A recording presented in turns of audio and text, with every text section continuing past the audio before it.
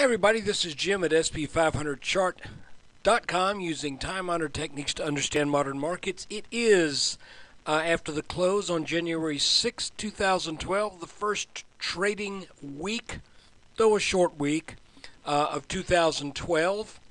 And just want to remind you that the website and the video are for educational purposes only.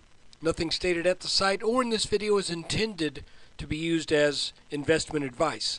Look, I can draw lines on charts, but you have to draw your own conclusions from your own research and make investment decisions that are suitable for your personal financial situation.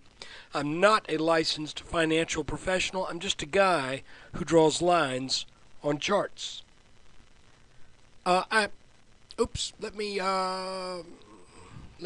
change this chart. I kind of screwed up there and forgot to size this thing to fill it up nicely.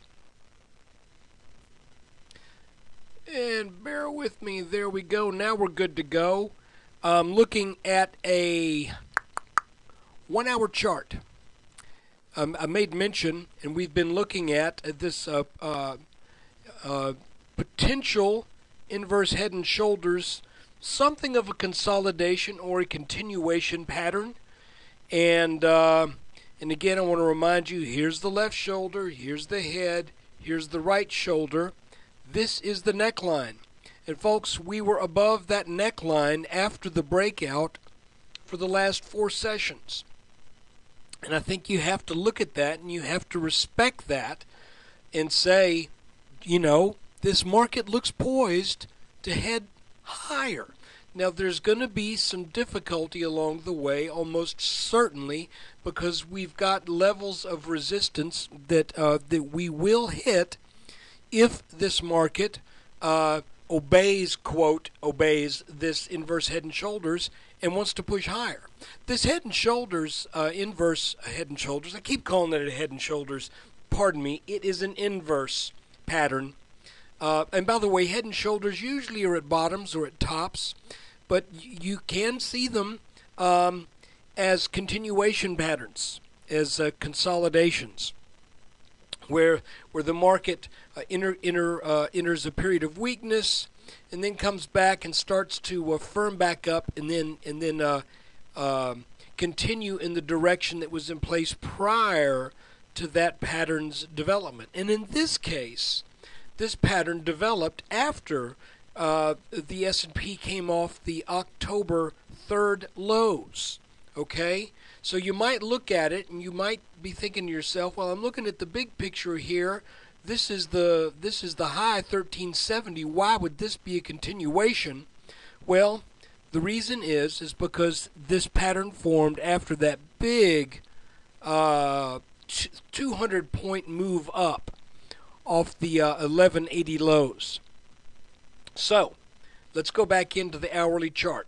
And again, there's the neckline, and I'm drawing this neckline in the most conservative manner possible. I am going with the peak that was in place before the head developed, and then the peak that the highs that were in place before the right shoulder developed. I am ignoring this little area up here that got up to 1295 or so, and I'm also ignoring this area right here that was at about 1280. I'm going with this line because if I go with any of these higher ones, I'm locked into this point right here. And if I go with a higher starting point, then I end up with a neckline that is downsloping more than what this one is. So therefore, I would rather err on the side of being conservative with this. So, there you have it, that inverse pattern. So far, it looks like it's doing what it's supposed to do. They do fail. They can fail. This one could.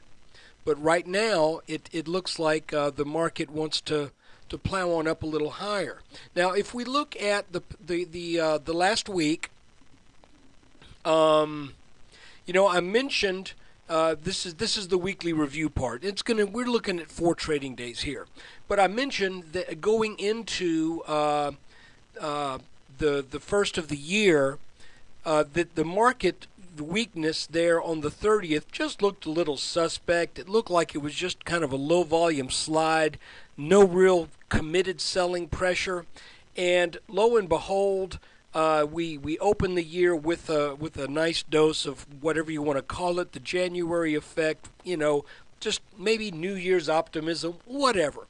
But that gap up took us over that neckline of that inverted head and shoulders pattern, and we stayed over it after a very brief flirtation with just a little bit lower than that, not low enough to be of any real consequence.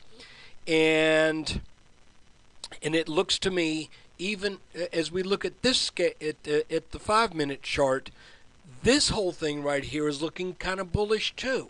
And this is what I'm looking for. I'm looking for this rising line right here to play as support. If we back out on that on a 10-minute chart, you can see what that is. That is a line that lines up with 1, 2, 3, and now 4 touches. And then I'm looking at this top line that is roughly parallel to that as a line of resistance. Now look, this is kind of what I'm thinking, if you'll allow me to do a little guesswork here. That low, excuse me, that low of the morning today, to my eyes, looked like something of a little back test on this broken resistance line right here. It got a little deeper maybe than it might should have, and these don't all line up perfectly, these 3 peaks right here. And by the way, I went long for a short trade, short-term trade, not a short position, but a short-term trade that's already been closed out, buying the S&P at 1275 roughly, and sold it after we bounced off this line right here. Sold it at about 1280. It was a tiny little trade, but it was in the 3x ETF. I made a little money. But that was a nice little bounce there where we would expect. And what we need to do now is look out for the integrity of these channel lines. I would say as soon as this red line, this lower red channel breaks here, then that would be the first signal that this pattern may be failing. But if this line gets taken out right here, you can see how that has held the S&P in check from this 1284 area, and then the highs yesterday, and 2 touches on that today. If this line gets taken out, then all of this kind of has, okay, everybody in unison, 1, 2, 3, sort of an inverse pattern to it. It's not really a head and shoulders, but it's got that general shape. So I would be looking for, if the market gets over this line right here, then I'm thinking that should be the signal that this is going to forge ahead and test roughly 1300, 1298, 1300. And if it continues on up, I would not expect it to break this line right here. So that would be nice if next week maybe we break out over this line and then head on up to near 1300 or even the low 1300s. But this pattern by itself doesn't really have quite that much target in it. Assuming that it were to break sometime on Monday, the target from this is actually more like 1298. If we treat this as an inverse, sort of an inverse, I don't want to call it a head and shoulders because it's a little funky looking, but you see what I'm saying. And there's always the possibility that somebody might look at this and say, well, why don't you just call this a big triangle? Well, maybe. But I think this is the more conservative call, because if we call this a triangle, then we would be saying we're looking for a move to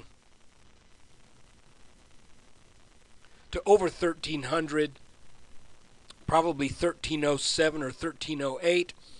You know, I think if we get a nice move over this line, we should be able to see some things develop that'll tell us by the time we get close to 1300 if this has legs or if it's going to peter out there. So look, that's kind of it for this week. The week was essentially a gap up and then sideways. You can see we ended almost exactly where the market did its gap open. So nothing really that eventful, but the fact that we are still in this upward channel, the fact that we are still above this neckline from this inverted head and shoulders, I'm going to call it still a candidate, which, by the way, the target of this pattern is up here at 1380. So fairly bullish looking right now. If we stay over this 1268 area and start to take out some of these areas of short-term resistance, it's a very interesting chart. Oh, and I want to mention, while this is the neckline of the inverted head and shoulders, this is the neckline of the head and shoulders top. So we've got a lot going on that's real interesting right around this 1270 to 1280 area. So look, I appreciate you taking time out of your day to watch this video. I hope you get something out of these, and if you're a subscriber, I want to thank you for your subscription. If you're not, I want you to consider, even though the new year started this week, I want you to consider your subscription for 2012, because this promises to be an interesting year as we head into the election cycle and just all the things that are going on, not only with the technicals but also with the news, and it's just going to be a real interesting year, I feel. So consider that. The details are at sp500chart.com, where we use time-honored techniques to understand modern markets. Thanks.